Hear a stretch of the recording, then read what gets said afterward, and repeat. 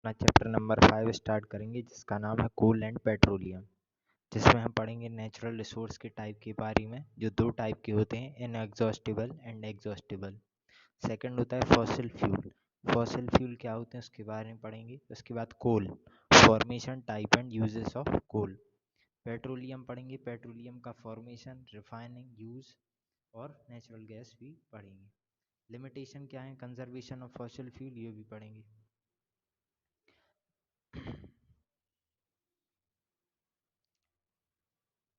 पहली चीज़ जो है, नेचुरल रिसोर्स क्या होती है।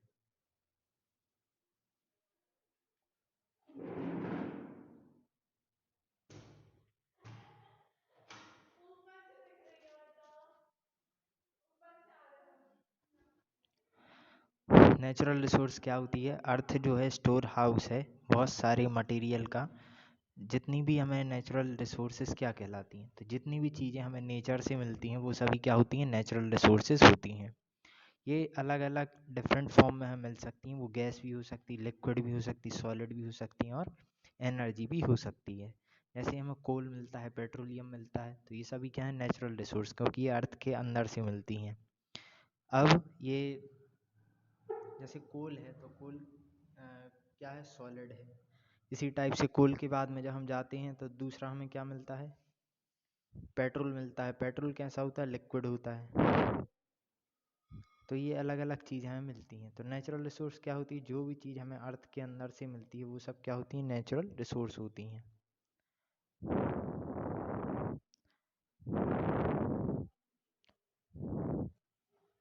अब नेचुरल रिसोर्स भी दो टाइप की हैं, depend on the category amount they present. तो दो टाइप की होती है नेचुरल रिसोर्स। तो कोई भी चीज़ किस अमाउंट में है नेचुरल रिसोर्स में, उसके बेसिस पे दो टाइप के क्लासिफिकेशन है, इनएग्जॉस्टिबल नेचुरल रिसोर्स और exhaustible natural resource. Inexhaustible natural resource वो होते हैं जो कभी ख़त्म नहीं होते हैं, नेचर में एबेंडेंट अमाउंट में है, वो कभी भी ख़त्म नहीं होते हैं। तो ऐसे रिसोर्स जो कभी ख़त्म नहीं होते हैं और हर दिन नए मिलते हैं, सनलाइट हो गया, वाटर हो गया, तो ये सब कैसे किस टाइप के रिसोर्स हैं, इनएग्जॉस्टिबल नेचुरल रिसोर्सेज। ये मतलब कभी भी ख़त्म नहीं होते, इनको रिन्यूएबल रिसोर्स भी बोला जाता है। इसके बाद में जो अगला टाइप है, तो रिन्यूएबल या इनएग्जॉस्टिबल नेचुरल रिसोर्स बोलते हैं। तो ये जो है ये कभी ख़त्म नहीं होते हैं। इनके एग्जांपल के अंदर जैसे वाटर, एयर और सनलाइट, ये इसके टाइप हैं। सेकंड जब हम जाते हैं तो एग्जॉस्टिबल नेचुरल रिसोर्स देखेंगे। एग्जॉस्टिबल नेचुरल रिसोर्स क्या होते हैं, एग्जॉस्टिबल नेचुरल रिसोर्स वो होते हैं जो लिमिटेड अमाउंट में है। जैसे पेट्रोल, डीजल, इसकी प्राइस क्यों बढ़ रही है, क्योंकि इसकी डिमांड जो है वो धीरे धीरे बढ़ती जा रही है। इसलिए एग्जॉस्टिबल नेचुरल रिसोर्स वो होते हैं जो लिमिटेड अमाउंट में होते हैं। अब हम अगर पेट्रोल लेने जाते हैं तो हम लिमिटेड अमाउंट ही परचेस कर सकते हैं, क्योंकि इसका प्राइस बहुत ज़्यादा है। सनलाइट वो हम कितनी भी ले सकते हैं, वाटर है कितना भी ले सकते हैं, क्योंकि वो क्या है, अनलिमिटेड है। तो नॉन रिन्यूएबल नेचुरल रिसोर्स या एग्जॉस्टिबल नेचुरल रिसोर्स वो होते हैं जो लिमिटेड अमाउंट में होते हैं नेचर में और वो ख़त्म हो सकते हैं। इसके अंदर क्या आती है, फॉरेस्ट, मिनरल, कोल, पेट्रोलियम, नेचुरल गैस, ये सभी चीज़ें किसके अंदर आती हैं, नॉन रिन्यूएबल नेचुरल रिसोर्स के अंदर। इसके बाद में आते हैं हम फॉसिल फ्यूल पे। फॉसिल फ्यूल क्या होते हैं, जब मिलियन ऑफ ईयर्स एगो तक कोई भी चीज़ अर्थ के अंदर हाई टेम्परेचर के अंदर दबी रहती है, तो वो जो है वो बाद में किस में बदल जाते हैं, फॉसिल में बदल जाते हैं। Million of years ago a large number of plant and animal got buried under the earth surface due to natural calamities such as earthquake. तो जैसे अगर कई सारे लोग मर जाते हैं या पेड़ जो है वो दब जाते हैं, तो हजारों लाखों साल तक जब वो दबे रहते हैं ड्यू टू अर्थक्वेक वगैरह, तो वो किस में कन्वर्ट हो जाती हैं, फॉसिल में। फॉसिल क्या होते हैं, remain of living organism buried under the अर्थ। जो ह्यूमन की बॉडी पार्ट है वो दब जाते हैं अर्थ के अंदर, तो वो फॉसिल में हजारों सालों के बाद बदल जाते हैं। अब फॉसिल फ्यूल क्या होते हैं, इसकी एक लंबी प्रोसेस है। ये मान लीजिए ये फॉरेस्ट थे, ये ख़त्म हो गए, ख़त्म होने के बाद ये नीचे दब गए, तो धीरे धीरे इसके ऊपर लेयरिंग होती गई और ये किस में बदल गए, ये आपको दिख रहा है, ये फॉरेस्ट है। कुछ समय बाद ये दब गए ज़मीन के नीचे, दबते दबते ये क्या हो जाएंगे, कन्वर्ट हो जाएंगे किसमें, फॉसिल फ्यूल में। और ये फॉसिल फ्यूल जो है लंबे समय के बाद क्या बना लेते हैं, कार्बन कंपाउंड बना लेते हैं। पेट्रोल, डीजल, नेचुरल गैस, ये सब इसके एग्जाम्पल हैं। तो फॉसिल फ्यूल को क्या माना जाता है, फॉसिल फ्यूल को माना जाता है एग्जॉस्टिबल रिसोर्सेज। एग्जॉस्टिबल मतलब ये लिमिटेड अमाउंट में है। इसके बाद कोल के टाइप हैं, पिट, लिग्नाइट, बिटुमिनस और एंथ्रासाइट। 4 टाइप होते हैं कोल के। कितना टाइप हैं, 4 टाइप हैं। पिट मतलब जिसमें कार्बन कंटेंट कम होता है, उससे थोड़ा सा ज़्यादा लिग्नाइट में, उससे थोड़ा ज़्यादा बिटुमिनस में, और सबसे ज़्यादा होता है एंथ्रासाइट में। तो ये 4 टाइप हैं कोल के, कोयले के, जो कार्बन परसेंटेज के ऊपर डिपेंड करते हैं। तो सबसे ज़्यादा कार्बन परसेंटेज किस में होता है, एंथ्रासाइट में। सबसे कम किस में होता है, पेट में।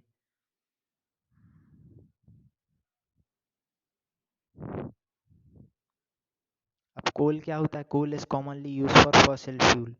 जो कोयला है उसको ही बोला जाता है कोल। इसमें कौन कौन सी चीज़ें होती हैं, hydrogen, sulphur, oxygen and nitrogen इसमें होता है। फॉर्मेशन ऑफ कोल कैसे होता है, लंबे समय तक जब प्लांट, एनिमल वगैरह दबे रहते हैं अर्थ के अंदर, तो वो लेयर बना लेते हैं। लेयर बनते बनते वो पिट बन जाता है। Pit was buried and compress under the earth surface. ये दबे दबे क्या बन जाता है, पिट बन जाता है।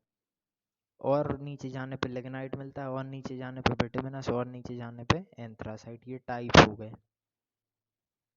इसके बाद कार्बोनाइजेशन क्या होता है, slow process of conversion of carbonization, the slow process of conversion of remain of dead plant into कोल।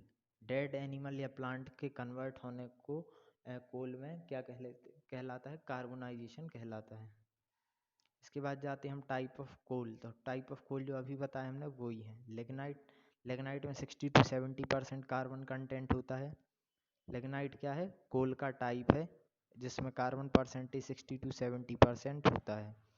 ये लोवेस्ट क्वालिटी ऑफ कोल है। इसके बाद में सेकंड जो टाइप है वो है बिटुमिनस।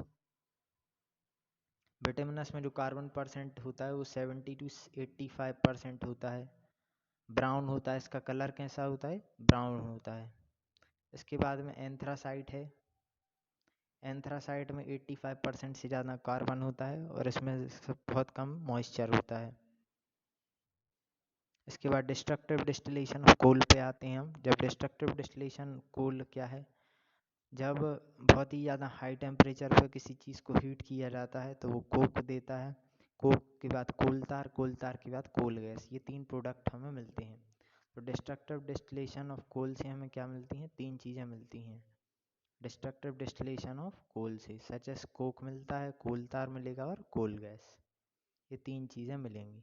पहली चीज़ आते हैं हम कोल पे। तो कोल क्या है, प्योर फॉर्म ऑफ कार्बन है, जिसमें 90% क्या होता है, कार्बन होता है। ये मेथड है जिससे हमें मिलता है।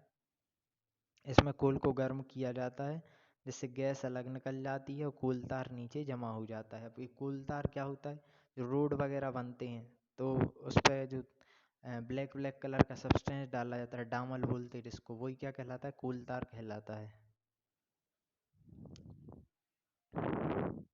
तो कोक क्या है, कोक डिस्ट्रक्टिव डिस्टिलेशन एक प्रोसेस है जिसमें अ, हमें कई सारी चीज़ें मिलती हैं जो कोयले से मिलती हैं। उसमें कोक है, कोक में 90% कार्बन होता है। दूसरा है कोल तार। कोल तार लिक्विड है। कोल तार का यूज़ डामल वगैरह रोड बनाने में करते हैं। इसमें कई सारे हाइड्रोकार्बन होते हैं। इसके बाद कोल गैस होती है। कोल गैस को याद रखना, कोल गैस इंपॉर्टेंट सब्सटेंस है जिसमें किसका मिक्सचर होता है, methane, hydrogen and carbon monoxide का। तो कोल गैस किसका मिक्सचर होता है, methane, hydrogen and carbon monoxide gas का। इसको गैसियस फ्यूल के रूप में यूज़ करते हैं। फर्स्ट टाइम जो कोल गैस का यूज़ किया गया वो लंदन में किया गया, जिससे क्या कि स्ट्रीट लाइट वगैरह को जलाने में किया गया 1810 में। अब uses of coal and its by product. Coal के क्या यूज़ हैं और उसके प्रोडक्टों के क्या यूज़ हैं। तो कोल का यूज़ कुछ लोग घरों में भी करते, प्रेस वगैरह करने में, कुकिंग में। स्टीम इंजन जो पहले चलते थे वो कुक से चलते हुए हैं, कोल से चलते थे। थर्मल पावर प्लांट में जो इलेक्ट्रिसिटी बनती है वहाँ पे यूज़ होता है। स्टील प्रोडक्शन में कोक का यूज़ होता है। कोल तार का यूज़ रोड बनाने में होता है।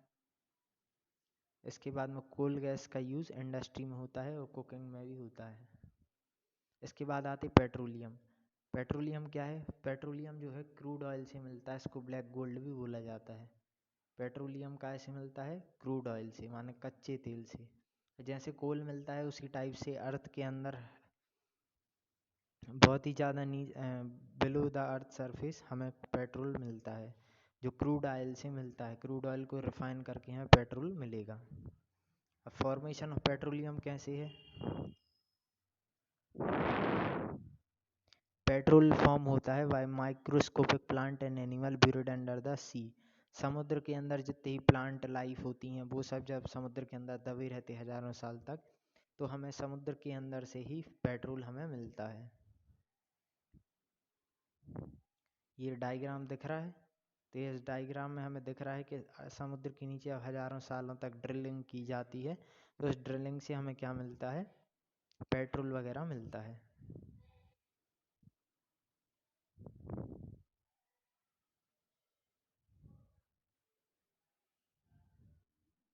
अब एक्सट्रैक्शन ऑफ पेट्रोलियम में आते हैं, तो एक्सट्रैक्शन ऑफ के लिए ऑयल वेल खोदे जाते हैं, मतलब ऑयल के जो कुएं होते हैं उससे हमें निकालना पड़ता है मशीनों के थ्रू।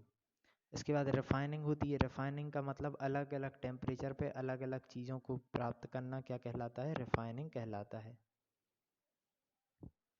तो इस रिफाइनिंग की प्रोसेस में क्या होता है? क्रूड ऑयल जो है वो यहाँ पे रखा जाता है, इस पूरे में क्रूड ऑयल भरा रहता है और उसको नीचे से हीट किया जाता है। उसको क्या किया जाता है? नीचे से हीट किया जाता है। उसके बाद अलग अलग टेम्परेचर पे हमें अलग अलग चीज़ें मिलती हैं। तो जो सबसे पहले हमें मिलेगा वो क्या मिलेगा? फ्यूल ऑयल मिलेगा। दूसरा लुब्रिकेटिंग ऑयल, जो गाड़ी में के इंजन में डालते लुब्रिकेटिंग ऑयल होता है। फ्यूल ऑयल क्या होता है? जो जलाने में यूज़ करते हैं। फिर डीजल मिलता है जिससे व्हीकल चलते। केरोसिन मिलता है जो घरों में यूज़ करते। फिर पेट्रोल मिलता है। फिर एलपीजी मिलती है। तो इसीलिए पेट्रोल महंगा होता है, क्योंकि उसकी रिफाइनिंग की प्रोसेस जो है वो महंगी होती है। उसके बाद में जो हम वैसलीन वगैरह लगाते हैं वो ही पेट्रोकेमिकल है, वो भी हमें इन्हीं जगहों से मिलती है। इसके लिए जो डिवाइस यूज़ है, ये जो कॉलम है इसको ही फ्रैक्शनल डिस्टिलेशन कॉलम बोलते हैं। इस कॉलम को क्या बोला जाता है? फ्रैक्शनल डिस्टिलेशन कॉलम बोला जाता है। तो अलग अलग टेम्परेचर पे हमें अलग अलग कंपोनेंट मिलते हैं। अब पेट्रोकेमिकल्स क्या कहलाते हैं? जो भी केमिकल प्रोडक्ट हमें क्रूड ऑयल से मिलते हैं, या जो भी पेट्रोकेमिकल क्या होते हैं? जो भी केमिकल हमें पेट्रोलियम से मिलते हैं, जो भी केमिकल हमें पेट्रोल से मिलते हैं वो सब क्या होते हैं? पेट्रोकेमिकल। इसके एग्जाम्पल क्या हैं? इसके बाद आते हैं नेचुरल गैस पे। तो नेचुरल गैस क्या होती है? नेचुरल गैस जो है वो अनदर इम्पोर्टेंट फॉसिल फ्यूल है। ये भी clean and safest most useful form of energy है जो हम घरों में यूज़ करते हैं। तो घरों में जो हम यूज़ करते हैं वो भी क्या है? एक टाइप की नेचुरल गैस है। उसमें क्या होता है? Mainly methane with traces of ethane and propane. तो नेचुरल गैस जो है सेफ फ्यूल है, जिसको हम यूज़ करते हैं घरों। इसके मेन प्रोडक्ट क्या है? मीथेन है, ईथेन है और प्रोपेन है।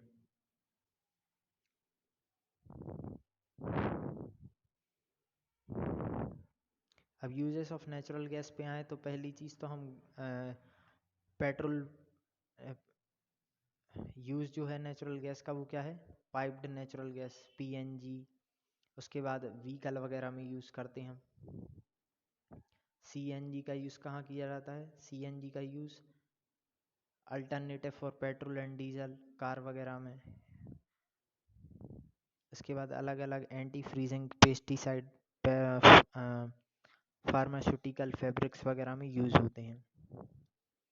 इसका लिमिटेशन है फोसल फ्यूल के, वो क्या है? लिमिटेड अवेलेबिलिटी, लिमिटेड सप्लाई में अमाउंट में होते हैं।